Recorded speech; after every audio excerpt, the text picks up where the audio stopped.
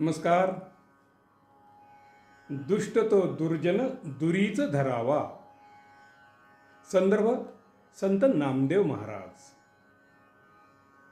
लेखक हरिभक्त परायण सचिन महाराज पवार.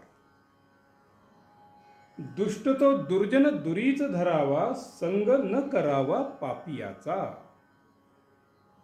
संत नामदेव महाराज या अभंगातून केवळ एखाद्या वाईट माणसापासून दूर राहण्याचा वरवरचा सल्ला देत नाहीत, तर ते मानवी मनाच्या संरक्षणाची एक अत्यंत गहन तत्वज्ञानात्मक दिशा देतात. शेकडो वर्षांपूर्वी संतांनी सांगितलेला हा विचार आजच्या हायपर कनेक्टेड, अति जोडलेल्या युगात अधिकच समर्पक वाटतो. आजच्या काळातील दुष्ट किंवा दुर्जन म्हणजे केवळ कायद्याचे उल्लंघन करणारे गुन्हेगार नव्हे. आजची दुष्टता अनेकदा आकर्षक, सुसंस्कृत आणि सभ्यतेच्या आवरणात वावरताना दिसते. समाज माध्यमांवर सतत द्वेष, नकारात्मकता आणि वैचारिक प्रदूषण पसरवणारे लोक, इतरांच्या दुःखात आनंद मानणाऱ्या विकृत मनोवृत्तीच्या व्यक्ती, नात्यांमध्ये भावनिक फसवणूक करणारे, तसेच स्वतःचा स्वार्थ साधण्यासाठी दुसऱ्यांच्या भावनाशी खेळणारे हे लोक, हे सारे आधुनिक दुर्जन या संकल्पनेत मोडतात. आजची तरुण पिढी ज्या गोष्टीला विषारी नातेसंबंध किंवा नकारात्मकता अशा शब्दात व्यक्त करते, तीच संकल्पना संत नामदेव महाराजांनी अत्यंत सहज आणि प्रभावी भाषेत मांडली आहे. प्रत्येकाशी जोडले जाणे किंवा समोरच्याचे सर्व आघात सहन करणे म्हणजे प्रेम नव्हे. काही लोकांचा सहवास आपल्या विचारांची शांतता, श्रद्धा, नैतिकता आणि आत्मविश्वास हळूहळू संथ विषाप्रमाणे नष्ट करत असतो. म्हणूनच महाराज स्पष्टपणे सांगतात, दुष्ट व्यक्तीपासून योग्य अंतर ठेवणे ही कमजोरी नसून खऱ्या विवेकाची आणि आत्मभानाची सुरुवात आहे. सर्पाचे पिले साने म्हणूनी पोशिले, त्यासी पान दिधले अमृताचे.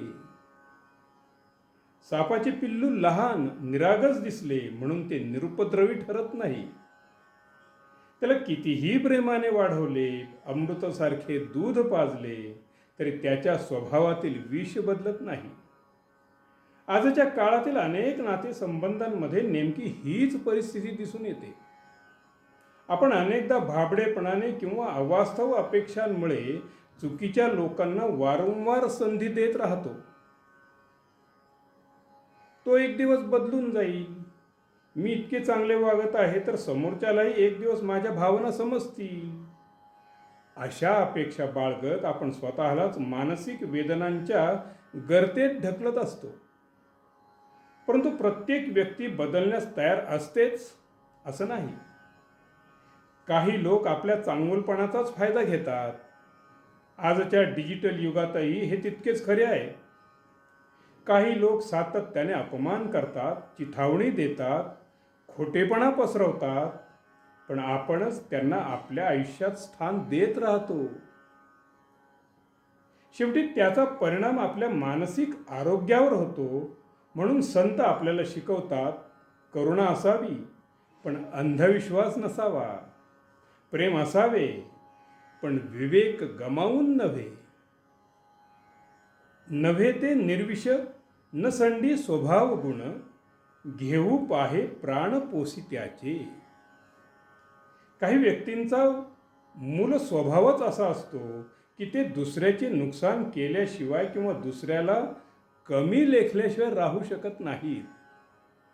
आपण त्यांच्यासाठी कितीही केले तरी ते शेवटी आपल्यालाच दुखावतात. बाह्य शत्रूपेक्षा जवळच्या व्यक्तीकडून झालेला विश्वासघात अधिक वेदनादायी असतो. संत नामदेव महाराज येथे द्वेष शिकवत नाही तर जागरूकता शिकवतात. संतांचा संदेश अत्यंत स्पष्ट आहे. जगात वावरताना मनात दया असू द्या, अंतःकरणात प्रेम असू द्या, पण त्याच वेळी स्वतःच्या आत्म्याचे आणि मनाचे रक्षण करणे इतका विवेक देखील जागृत ठेवा. धन्यवाद.